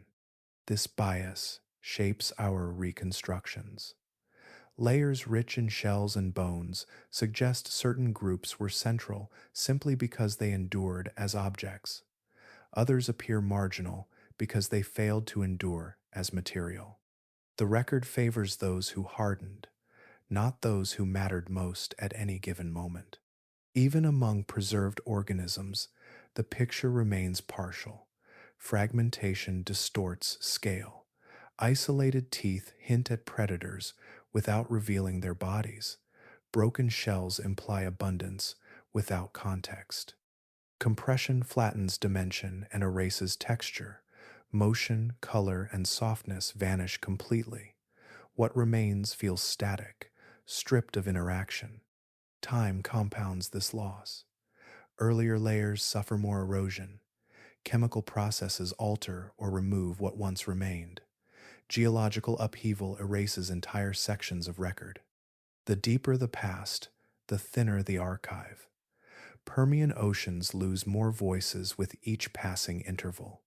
As a result, reconstructions rely on inference as much as evidence. Gaps speak indirectly through imbalance. Missing links reveal themselves where interactions demand participants that stone does not show. Ecosystems inferred from preserved forms require unseen actors to function. Absence outlines presence. Understanding this limitation reframes the narrative. The Permian Sea was fuller than its fossils suggest. It held more movement, more variation, more dominance than stone conveys. What we see is a silhouette cast by chance, not a census of life. Absence does not signal insignificance, it signals fragility of record. Soft bodies shape systems without leaving marks. Entire lineages pass through history without carving their names into rock. Their influence persists only through the consequences they set in motion. The fossil record remains invaluable, but it is not complete. It preserves outcome more readily than process, structure more than behavior. In reading it, restraint is required.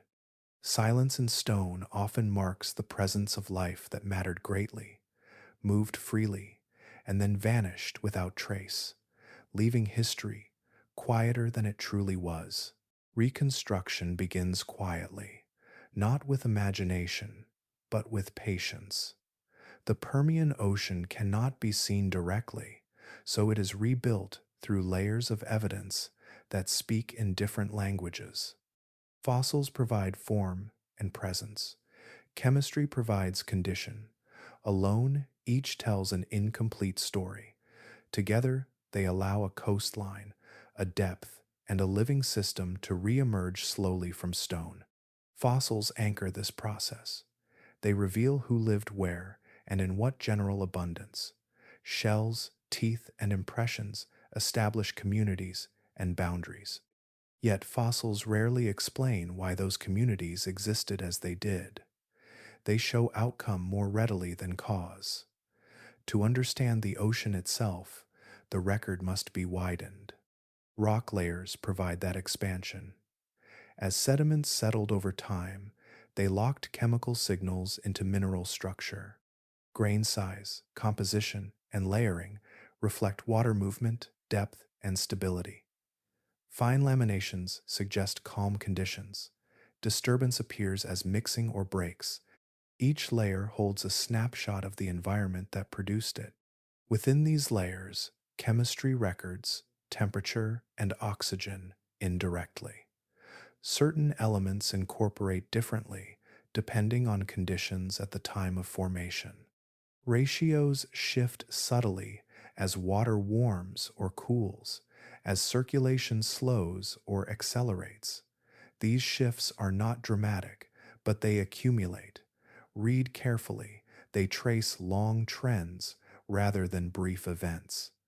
Isotopes provide even finer resolution. Variants of the same element behave nearly identically in life, yet separate slightly under different physical or biological conditions. Carbon isotopes record how energy moved through ecosystems. Oxygen isotopes reflect temperature and evaporation.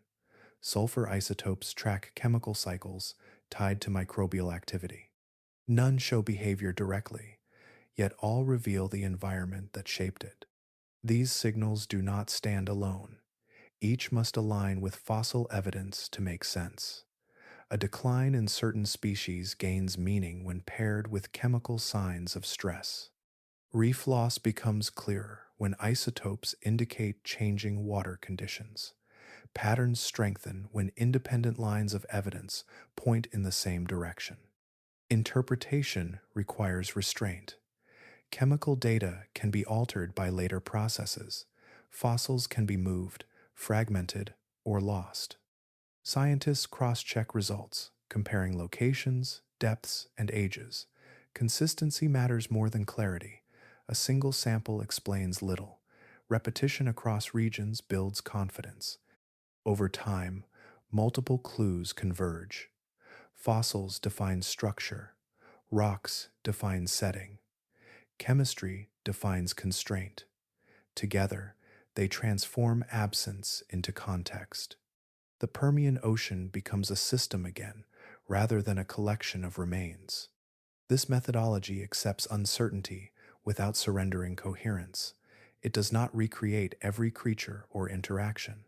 It reconstructs conditions under which life operated. From those conditions, plausible patterns emerge. Boundaries sharpen. Contradictions fade. The ocean regains dimension. Rebuilding lost oceans is an act of synthesis rather than discovery. No single piece holds the truth. Meaning arises from combination. When fossils, rock, and chemistry agree, the past speaks more clearly. The Permian Sea remains distant, yet through layered evidence, its temperature, chemistry, and structure return enough to be understood, not as myth, but as a working world once shaped by measurable forces. Lessons accumulate slowly in stone. They do not announce themselves as warnings or conclusions, but as patterns repeated across layers. The Permian record shows long intervals that appear calm and consistent, where ecosystems functioned smoothly and diversity remained high. Within that apparent stability, fragility took root without visible disturbance. Extended success left traces of confidence rather than caution. Lineages persisted for millions of years, expanding into available space and refining their roles. Systems grew efficient, tightly organized, and productive. These qualities created an impression of permanence, yet they rested on conditions that needed to remain within narrow bounds. Stability masked how dependent those systems had become on constancy. The rocks reveal that longevity alone offers no shelter. Many groups that thrived the longest disappeared entirely. Their duration did not protect them from change. Success hardened patterns that worked exceptionally well, while quietly reducing the ability to shift when conditions altered. Time amplified commitment rather than resilience. Environmental change shapes evolution continuously, even when it moves slowly. Subtle shifts in temperature, circulation, or chemistry altered selective pressures long before any collapse became visible. Adaptations accumulated in response to these pressures, favoring traits that matched the present moment. Over time, those traits anchored organisms to specific states of the world. Geological layers record these transitions without drama. Composition changes gradually. Structures simplify. Signals that once aligned begin to drift apart. The record shows adjustment occurring alongside deterioration, revealing that adaptation does not always prevent decline. It often tracks change rather than anticipating it. From this emerges a clear lesson. Strength alone does not secure survival. Robust structures, heavy armor, or dominant size provided advantages within certain contexts, but demanded resources and stability. When conditions shifted, those strengths became burdens. Maintenance outpaced return, momentum slowed. Flexibility appears repeatedly as the quieter advantage. Forms that tolerated variation persisted through uncertainty. Broader tolerances allowed continued function even as optimal conditions faded. These organisms did not define ecosystems at their peak, but they carried them forward through change. The rocks do not argue against success. They contextualize it. They show that success unexamined accumulates risk. Systems optimized for efficiency trade adaptability for performance. When environments move beyond expectation, performance falters first. Across the Permian record, the same principle reappears. Stability can disguise vulnerability. Long success builds dependence. Change reshapes life, whether resisted or not. Those able to bend endured longer than those built only to endure force. Geology teaches without urgency. Its lessons unfold across depth and distance, indifferent to scale. It reveals that survival depends less on how well an organism fits its world at one moment, and more on how gracefully it continues to function as that world shifts. In stone, flexibility leaves a longer trace than strength, and adaptation proves more enduring than dominance. Memory is shaped as much by absence as by presence. The Permian occupies a long stretch of Earth's history, yet it drifts quietly at the edge of cultural awareness. Its life was vast, intricate, and influential, but it rarely settles in the imagination. What lingers instead are later worlds, sharper in outline and easier to hold. Dinosaurs cast a long shadow. Their forms are familiar, repeated across media, museums, and language. They walked on land, leaving footprints that feel relatable and immediate. Their bones assemble into shapes that stand upright in halls, demanding attention through scale and posture. By comparison, earlier marine life remains submerged in abstraction, flattened into slabs of stone, or reduced to coiled shells behind glass. Marine history resists easy visualization. Oceans conceal their drama beneath surfaces that reveal little of what lies below.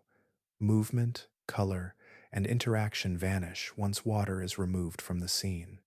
Without that context, ancient seas become harder to picture as active worlds rather than empty expanses.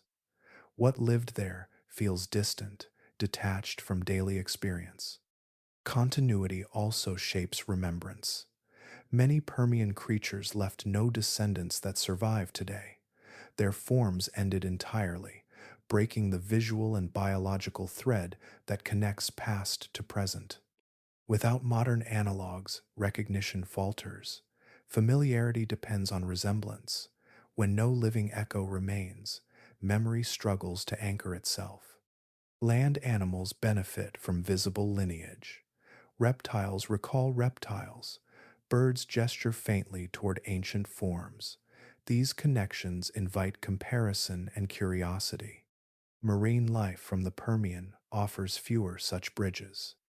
Its dominant groups either vanished or transformed beyond easy recognition.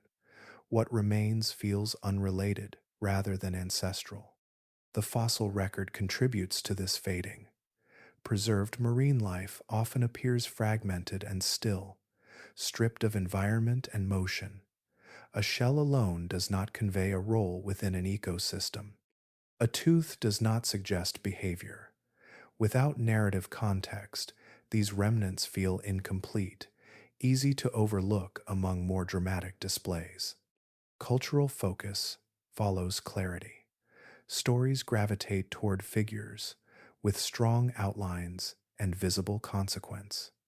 The Permian Sea operated through systems rather than icons.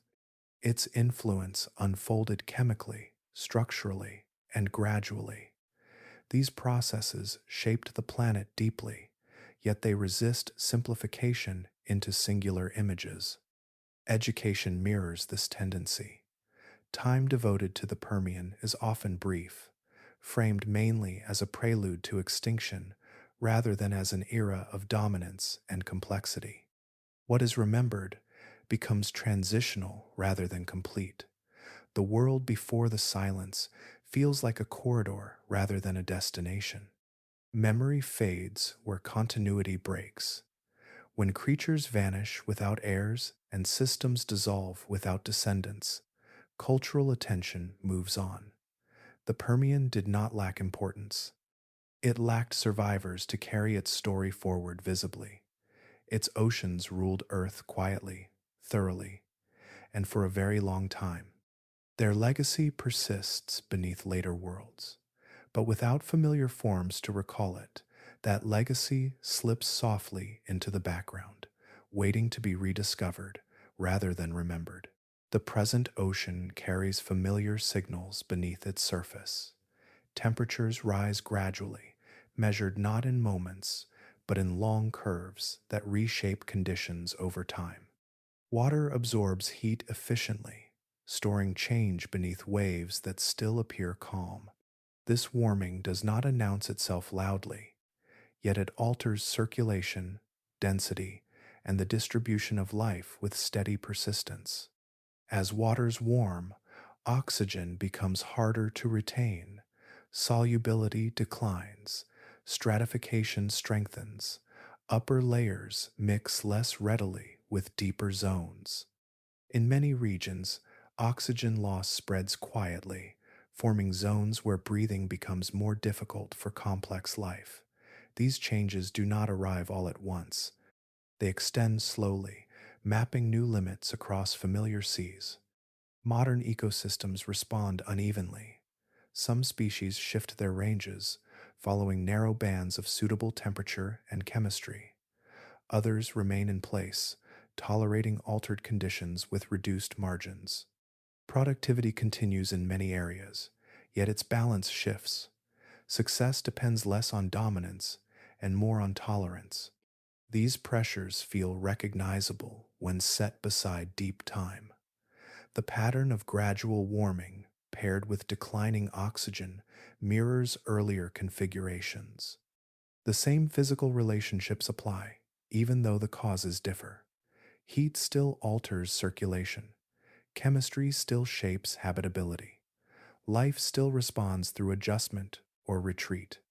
Certain traits again prove advantageous. Flexible behavior allows movement as conditions drift. Broad tolerances permit survival across variability. Energy efficiency reduces strain when margins narrow. These qualities appear consistently, wherever environments shift faster than specialization can accommodate. Other traits encounter limits. Narrow ranges restrict movement. High metabolic demand increases vulnerability. Dependence on stable chemistry becomes risky. Performance optimized for past conditions no longer guarantees persistence under new ones. The logic remains unchanged even as the context evolves.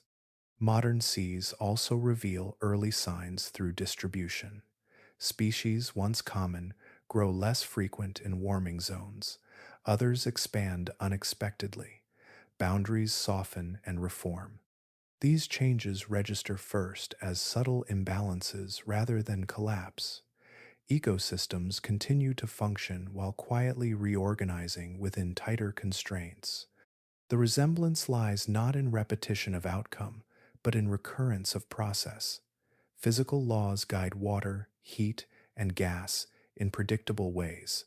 Biological systems respond according to tolerance and flexibility. The past does not dictate the future, yet it clarifies how change expresses itself through living systems. Ancient patterns feel familiar because they emerge from the same interactions between physics and biology. Warming reduces oxygen. Reduced oxygen narrows habitability. Narrowed habitability reshapes life. This sequence unfolds regardless of era. In the present, these echoes offer perspective rather than prophecy. They show how oceans respond to sustained pressure. They reveal which traits persist and which struggle. They remind that visible calm can coexist with hidden strain. Today's seas remain vibrant, complex, and full of life, yet beneath that vitality, familiar processes are at work. Ancient oceans once navigated similar constraints, adjusting gradually until boundaries tightened. In recognizing these parallels, the modern ocean becomes easier to read, not as an anomaly, but as another chapter in a long, continuous story shaped by heat, chemistry, and the quiet endurance of life adapting to a changing world. Understanding emerges when the fragments are allowed to sit together.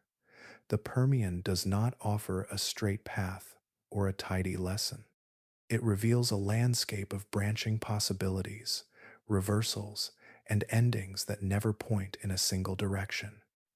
Evolution moves sideways as often as forward, shaped by context rather than destiny. Lineages rise without promise of continuation. Designs that function brilliantly under one set of conditions persist for long spans, then fail without warning when those conditions slip.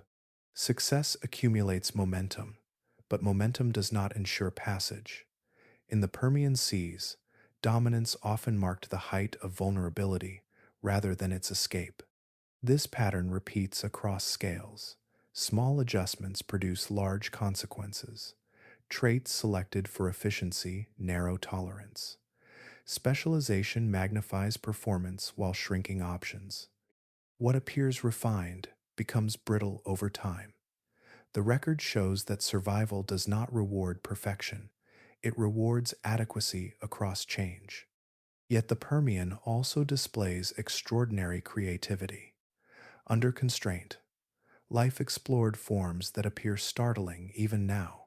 Bodies bent toward endurance, sensing replaced sight, strength substituted speed, and structure followed chemistry rather than aesthetics. These experiments were not errors, they were coherent responses to the pressures of their moment. Adaptation unfolds as negotiation rather than conquest. Life does not overcome its environment so much as settle into temporary agreements with it. When those agreements hold, complexity flourishes. When they loosen, simplification follows. Neither state is permanent. Both arise naturally from the same process. Extinction does not negate innovation. The disappearance of a lineage does not erase its validity within its time.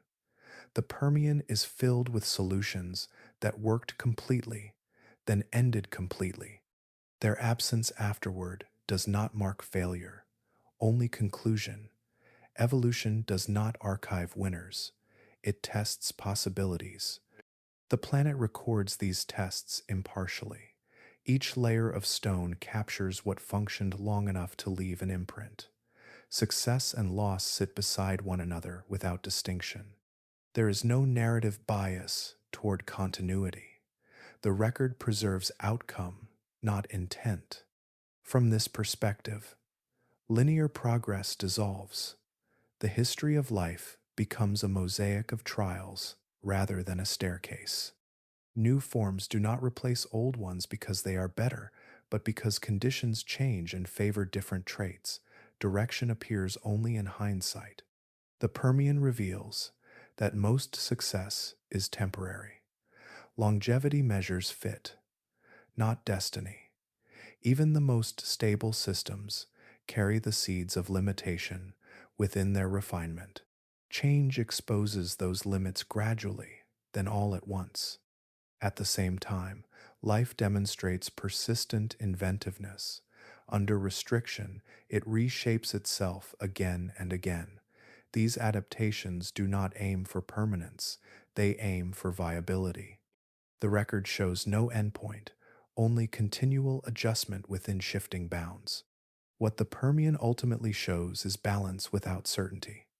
Life expands, contracts, diversifies, and simplifies according to pressures that never pause. The planet retains each experiment quietly, layer by layer, without commentary. In that record, evolution appears not as a march, but as a conversation between living form and changing world, repeated endlessly, remembered only in stone. Silence settles differently after departure. When the Permian seas receded from dominance, they did not do so with spectacle preserved in sound or light. They withdrew through absence. Layers record the thinning of once expansive worlds until only impressions remain, pressed flat beneath time.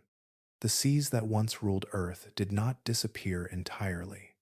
Water endured, circulation continued, and life returned in altered forms. What vanished were the systems that had governed the planet for so long.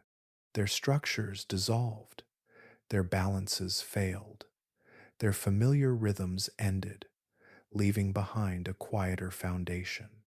Their rulers persist only as traces, shells embedded in rock, teeth isolated from bodies, patterns of growth frozen mid sequence.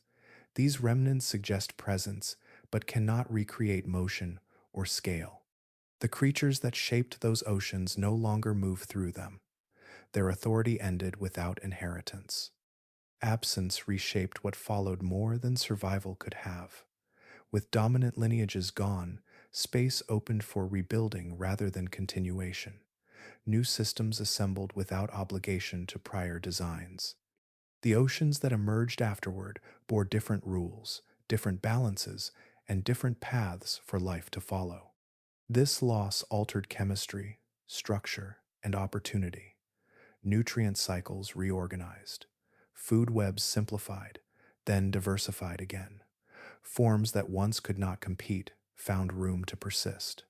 The removal of entrenched systems allowed experimentation on a new foundation.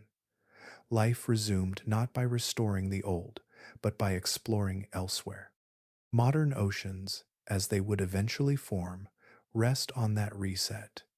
Their architecture reflects what remained rather than what vanished. Survivors define the limits, absences define the openings. The ghost of the Permian Sea lies beneath later success, not as blueprint, but as cleared ground. Stone remembers the rulers as impressions, not as continuations. Their reign ended completely, leaving no direct successors to carry their shapes forward. This finality distinguishes the Permian loss. Its rulers did not evolve into something familiar. They stopped. Yet their influence persists indirectly. The conditions they shaped, the constraints they encountered, and the limits they revealed informed what life could become next. Their failure narrowed some paths and widened others. Even in absence, consequence remained. The quiet close of the Permian Sea does not diminish its significance.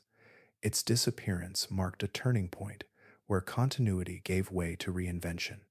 What followed was built atop loss, shaped by what could survive rather than what once dominated.